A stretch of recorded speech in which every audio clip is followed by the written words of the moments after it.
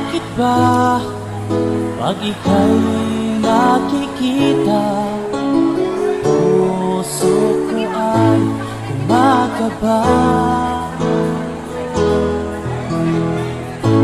Pag nasilayan ko ang iyong ganda, puso ko ay nababalisa. Pag ika'y katabi, ako'y di mapakali. Walang ibang iniisip kundi ikaw lagi. Sinubukan ko ika'y kalimutan, ngunit hanggang ngayon di ko makakayanan.